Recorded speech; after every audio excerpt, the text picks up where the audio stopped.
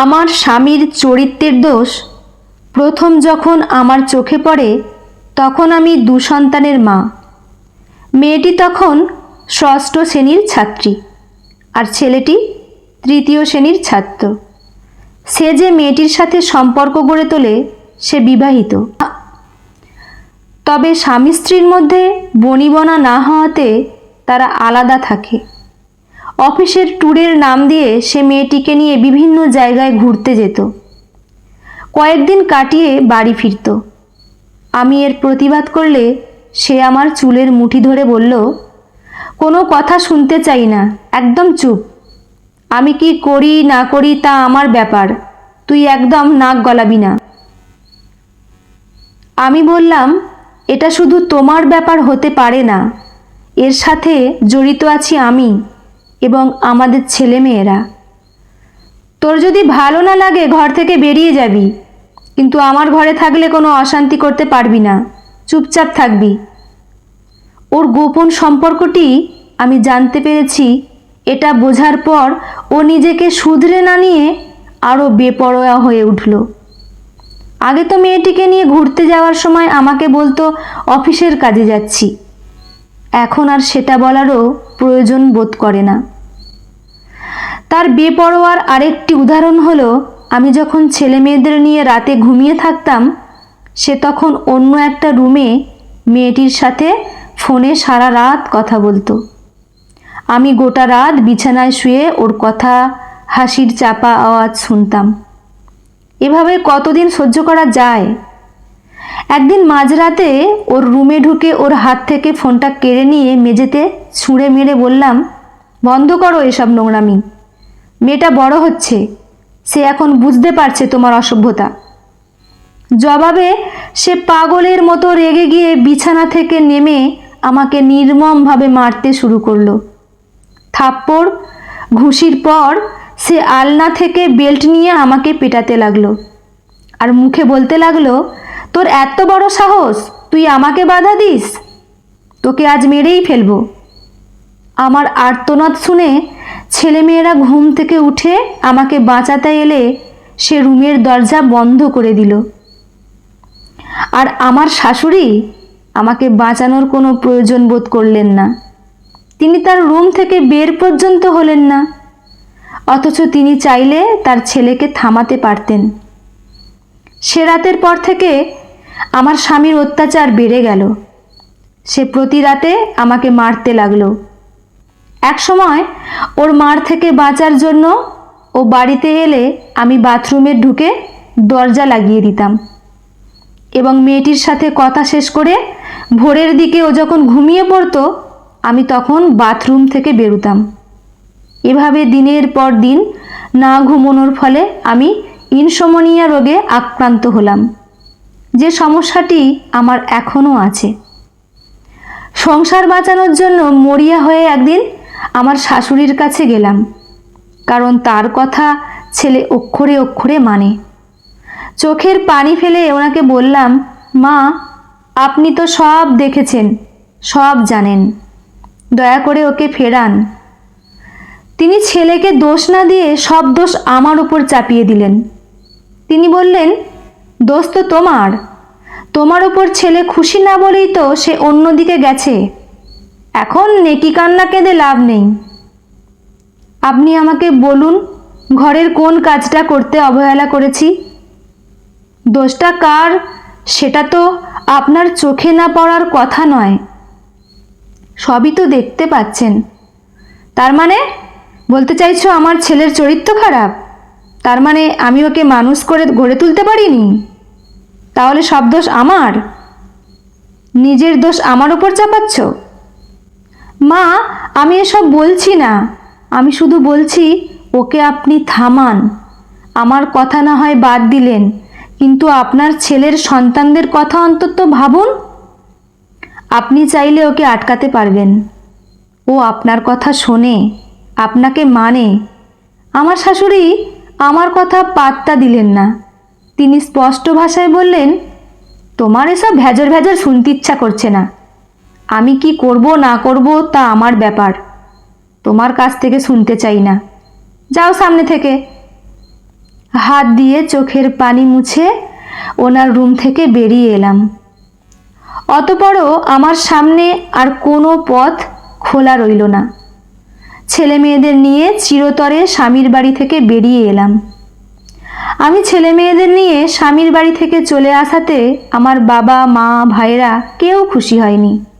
তাদের কথা হলো, প্রত্যেক সংসারে এমন টুকিটাকি ঝামেলা হয়েই থাকে, এসব মানিয়ে নিতে হয়, এমন হুট করে স্বামীর ঘর থেকে বেরিয়ে আসা ঠিক না। আমি যতই তাদের বোঝানোর চেষ্টা করেছি আমার স্বামীর ভয়াবহতার কথা এবং আমার শাশুড়ির অসহযোগিতার কথা, তারা আমার কথা গুরুত্ব দেয়নি। তাদের কথা একটাই, এমন টুকিটাকি ঝামেলা সব সংসারে হয়ে থাকে, এসবকে এত বড় করে দেখার কিছু নেই। আমার বাবা মা ভাইরা আমার পরিস্থিতি বুঝতে না চেয়ে কিংবা বুঝেও না বোঝার ভান করে, যেহেতু আমাদের তিনজনের খরচ এখন তাদের বহন করতে হবে। তারা আমাকে স্বামীর বাড়িতে ফেরত পাঠানোর নানা রকম চেষ্টা করলো, কিন্তু আমার অনড় অবস্থানের কারণে তারা একসময় ক্ষান্ত হলো। কিন্তু তারা আকারে ইঙ্গিতে বুঝিয়ে দিল, আমি যদিও এখানে থাকতে পারবো, কিন্তু আমার এবং ছেলে মেয়েদের খরচ আমাকেই বহন করতে হবে। তারা এ ব্যাপারে তেমন কিছু করতে পারবে না। নিরুপায় হয়ে আমাকে উপার্জনের কথা ভাবতে হলো। আমি ইন্টার পাস, এই সামান্য পড়াশোনা দিয়ে ভালো চাকরি যে জোটানো যাবে না তা জানতাম, তবু হাল ছাড়িনি। পরিচিত সবার সাথে যোগাযোগ করে ছোট একটা চাকরি জুটিয়ে নিলাম।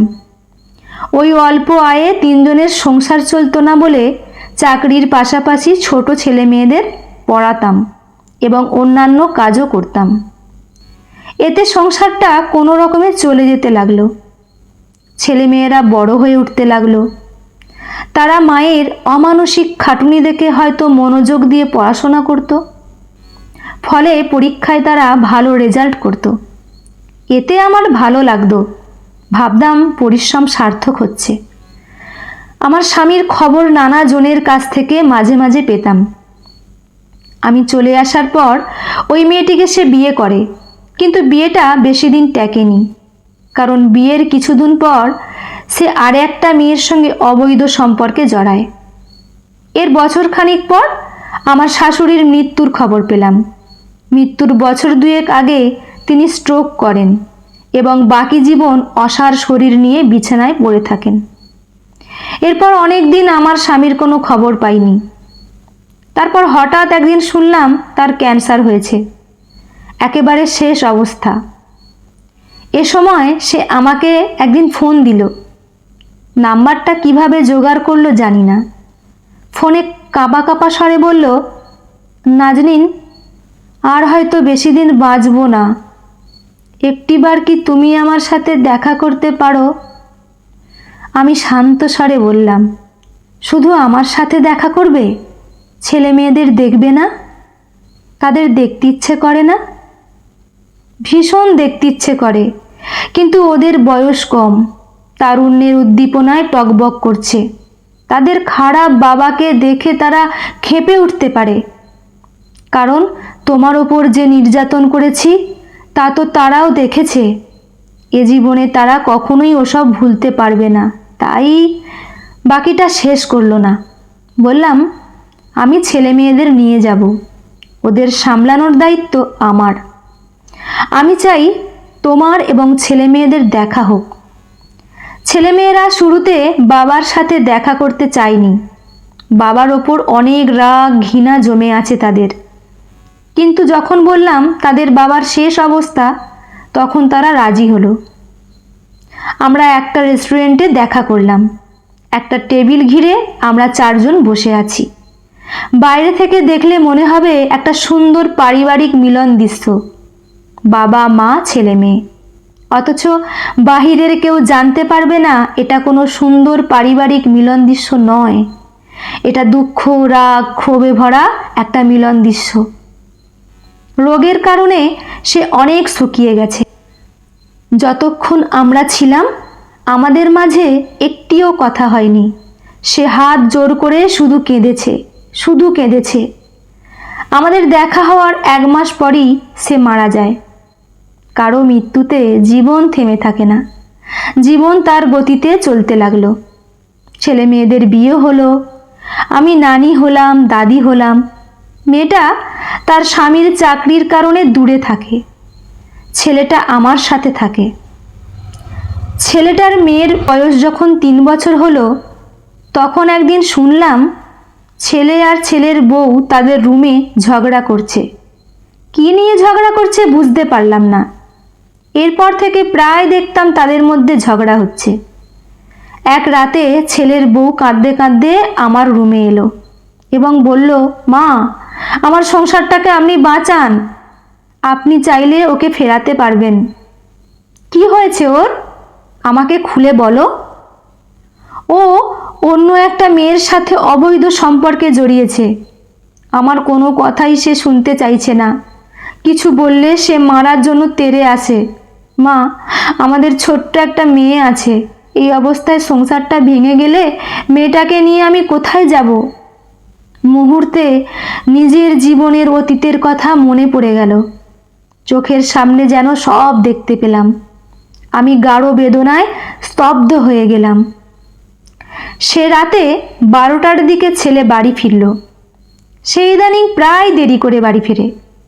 বৌমার কাছ থেকে শুনলাম এই দেরির কারণ হলো অফিস শেষে সে মেয়েটার সাথে সময় কাটায়। অন্য দিনের মতো সে রাতেও তাদের মধ্যে ঝগড়া হতে লাগলো। এক পর্যায়ে ছেলের বউয়ের আর্তনাদ শুনলাম, ঠিক যেভাবে আমি আর্তনাদ করতাম আমার স্বামীর মার খেয়ে। নিমিষে আমার পুরো শরীরে তীব্র রাগের আগুন ছড়িয়ে পড়ল। আমি রুম থেকে বেরিয়ে বড় বড় কদম ফেলে ছেলের রুমে গেলাম। গিয়ে দেখলাম ছেলে বউয়ের চুলের মুঠি ধরে আছে। আমি সরাসরি ছেলের সামনে গিয়ে ওর গালে প্রচণ্ড একটা জোরে চড় মারলাম। ও আচমকা চড় খেয়ে বউয়ের চুলের মুঠি ছেড়ে দিল। আমি তখন প্রবল ক্রোধের সাথে ছেলেকে বললাম, যে অবর্ণনীয় কষ্টের ভেতর দিয়ে আমি গিয়েছি, আমার বৌমাকে এবং তার ছোট্ট মেয়েটাকে সে কষ্টের ভেতর দিয়ে যেতে দেব না। এসব নোংরামি আমি সহ্য করব না, খবরদার সহ্য করব না। আমার এই আকস্মিক আচরণে ছেলে প্রথমে অবাক হলেও পরে মাথা নিচু করে দাঁড়িয়ে রইল। আর ছেলের বউ কাঁদতে কাঁদতে আমাকে জড়িয়ে ধরল। আর আমি ছেলের বউয়ের পিঠে হাত রাখলাম, পরম নির্ভরতার হাত। কলমে রুদ্র আজাদ, পাঠে আমি রিমি।